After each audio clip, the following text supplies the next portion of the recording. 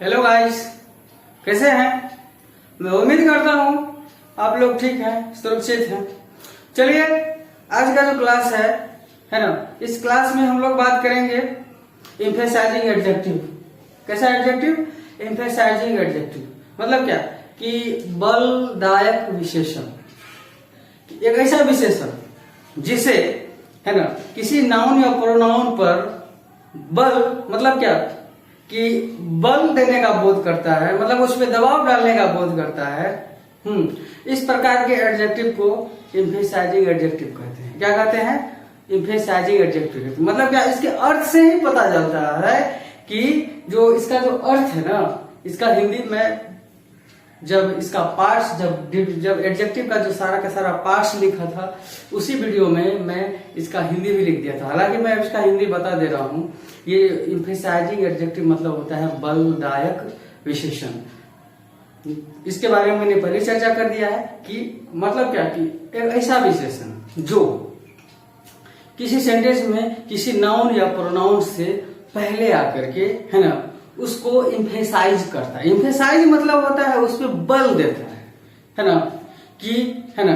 कहने का मतलब हुआ कि जैसे मान लीजिए कि मैं मार्केट गया, ठीक है, एक बुक देखा था, है ना, मुझे एक बुक खरीदनी थी। उससे पहले मैंने एक बुक देख लिया था, लेकिन उस टाइम में मैं नहीं खरीद पाया था। लेकिन जब मैं गया खरीदने के लिए, तब है ना फिर वही बुक जब सामने आया तो बोला कि अरे यह तो वही बुक है ना, यह वही बुक है जो मैंने कल देखा था। तो ये जो वही है ना, ये बुक पर दबाव डाला है कि नहीं, दूसरा बुक नहीं है, जो मैंने कल देखा था वही बुक आज भी है ना। इसीलिए है ना इस प्रकार का जो एडजेक्टिव होगा ना, इस प्रकार के एडजेक्टिव को क्या कहते हैं? एम्फेसाइजिंग एडजेक्टिव कहते हैं। क्या कहते हैं? एम्फेसाइजिंग एडजेक्टिव कहते हैं। चलिए, अब इसका क्या डिफिनेशन क्या है, इस पर थोड़ी सी हम लोग बात करते हैं। चलिए, अब मैं आप लोगों के सामने ये जो एम्फेसाइजिंग एडजेक्टिव है, ये एम्फेसाइजिंग एडजेक्टिव का डिफिनेशन आप लोगों के सामने प्रस्तुत किया हूं। जरा ध्यान से देखिएगा इस डिफिनेशन को। मैं इसको पढ़ दे रहा हूं, आप लोग वीडियो को पॉज करके नोट कर सकते हैं या ऐसे भी नोट कर सकते हैं। लिखा the adjective which comes before a noun और pronoun and emphasise it in a sentence is called emphasising adjective. मतलब क्या है? एक ऐसा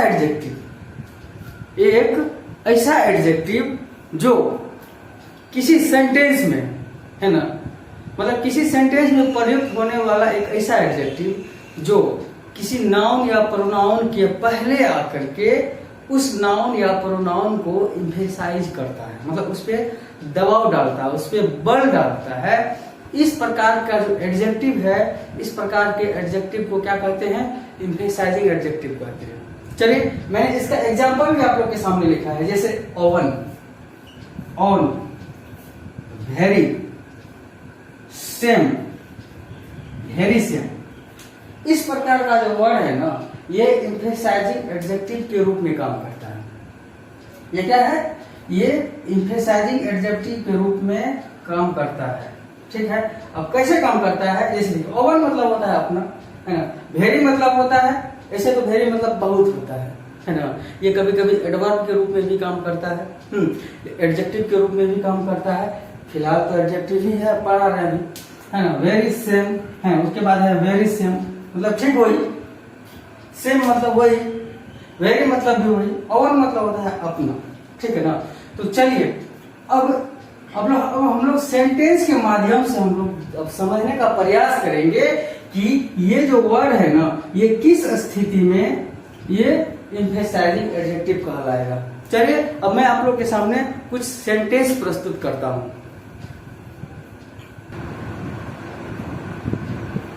चलिए, अब ये जो एम्फेसाइजिंग एडजेक्टिव है ना, अब इसको है ना ये किस प्रकार से, किस स्थिति में ये देखिए जरा नाउन या प्रोनाउन को एम्फेसाइज करता है।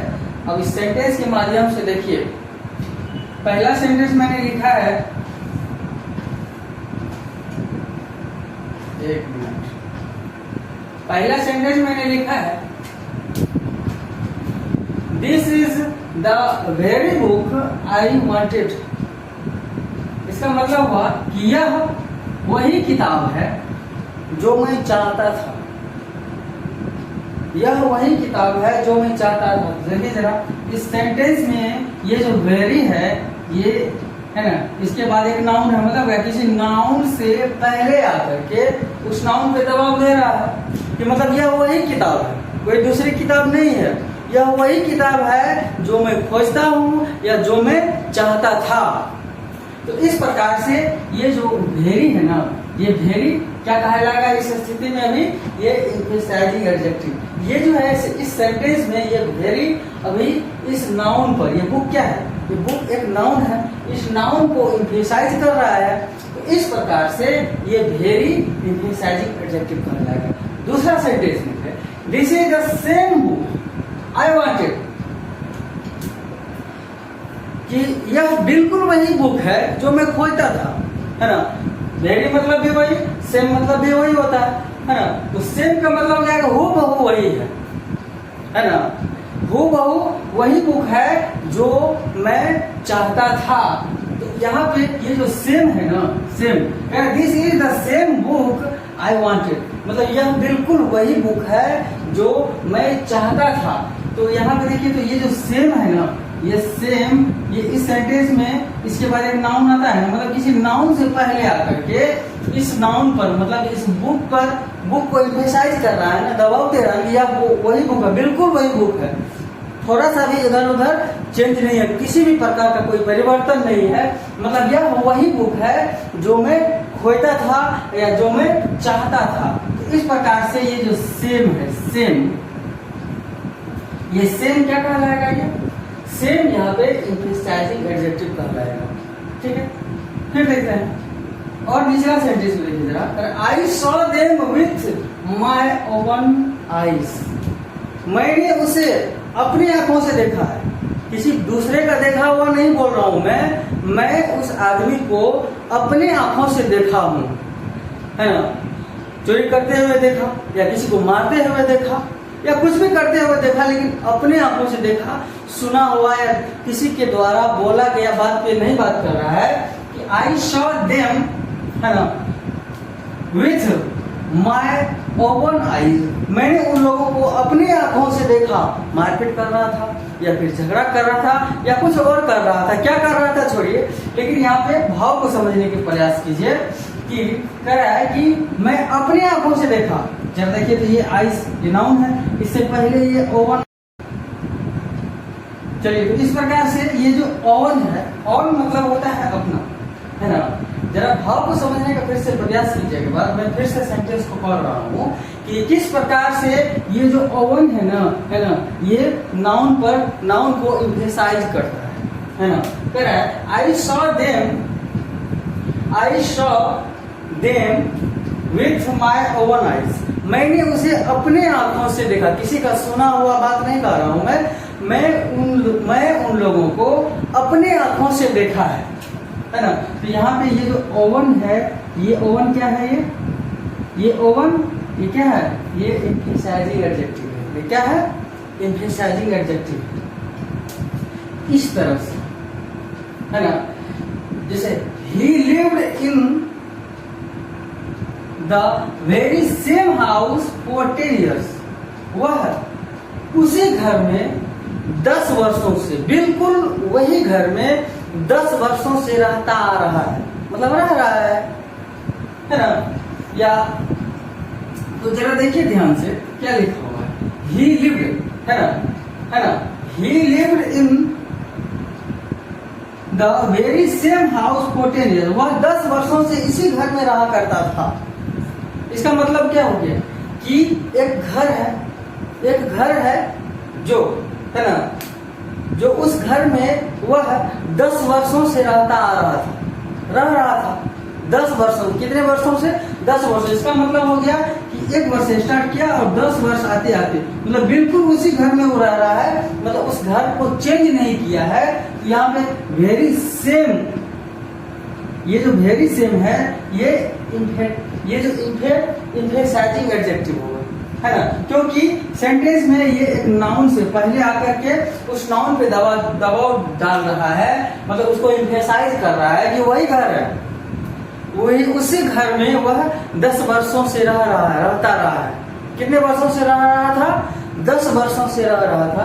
इस प्रकार से ये जो वेरी सेम है, ये वेरी सेम क्या कहलाएगा?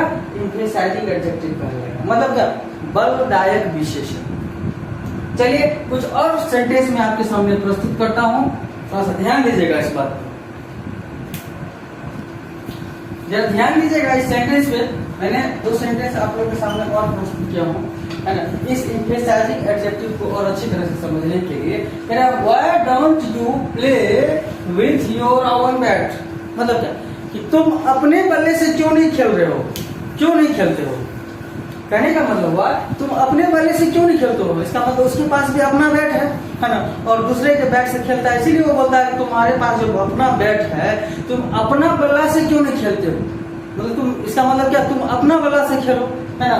तो यहाँ पे ये जो एडजेक्टिव है ना, सॉरी ये जो एडजेक्टिव है ना, ये जो वर्ड ओवन है ये किसी नाउन से पहले आया है और इसी नाउन को एम्फेसाइज कर रहा है। इसका मतलब ये जो एडजेक्टिव है, ये एडजेक्टिव क्या कहलाएगा?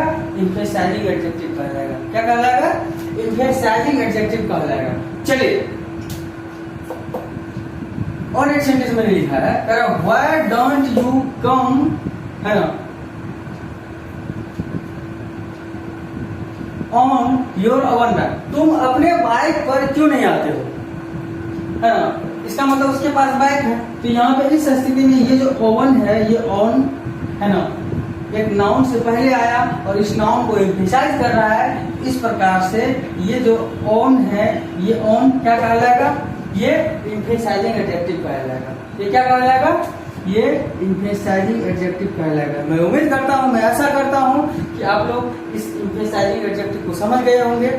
तब तक के लिए धन्यवाद। और एक रिक्वेस्ट है, जो भी हमारे इस वीडियो को देख रहे हैं उनसे एक रिक्वेस्ट है, अनुरोध है कि, है ना, आप हमारे इस चैनल को सब्सक्राइब करें, हमारे इस वीडियो को शेयर करें, लाइक करें, कमेंट करें, ताकि अधिक से अधिक और सरल से सरल भाषा में मैं आप लोगों तक इंग्लिश ग्रामर पहुंचा सकूं। धन्यवाद।